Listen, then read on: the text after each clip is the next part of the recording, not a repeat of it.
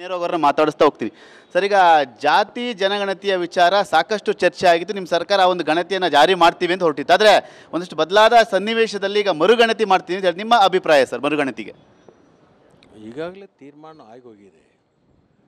ಮುಖ್ಯಮಂತ್ರಿಗಳು ಮತ್ತು ನಮ್ಮ ಪಕ್ಷದ ರಾಷ್ಟ್ರೀಯ ನಾಯಕರು ಚರ್ಚೆ ಮಾಡಿಕೊಂಡು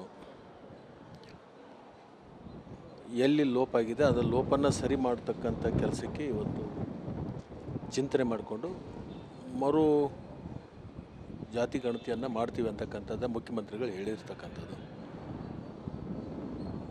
ಯಾರಿಗೆ ಅಸಮಾಧಾನ ಆಗಿತ್ತು,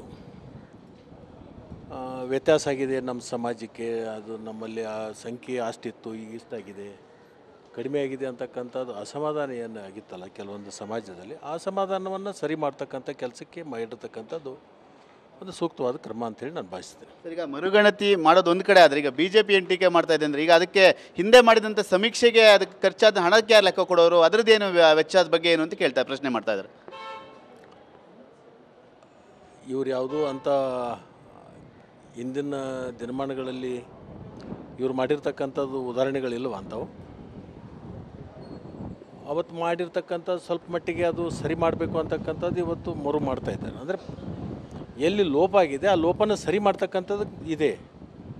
ಬಟ್ ಅದು ಮಾಡಿರ್ತಕ್ಕಂಥದ್ದು ಇನ್ನೂ ಅದು ಇದೆಯಲ್ಲ, ಅದೇನು ತೆಗೆದು ಹಾಕಿಲ್ಲಲ್ಲ, ಸಂಪೂರ್ಣ ತೆಗೆದು ಹಾಕಿಲ್ಲ. ಹಿಂದೆ ಮಾಡಿರ್ತಕ್ಕಂಥ ವೆಚ್ಚ ಅದರದ್ದು ಜೊತೆಗೆ ಸ್ವಲ್ಪ ಆ್ಯಡ್ ಆಗಿ ಮಾಡ್ತಾ ಇದ್ದಾರೆ ಅಷ್ಟೇ. ಈಗ ನಿಮ್ಮ ಮರುಗಣತಿಗೆ ನಿಮ್ಮ ಸಹಮತ ಇದೆ ಹಾಗಾದರೆ ಈಗ ತಗೊಂಡಿರೋ ನಿರ್ಧಾರಕ್ಕೆ? ಸರಿ ಇದೆ, ಮುಖ್ಯಮಂತ್ರಿಗಳು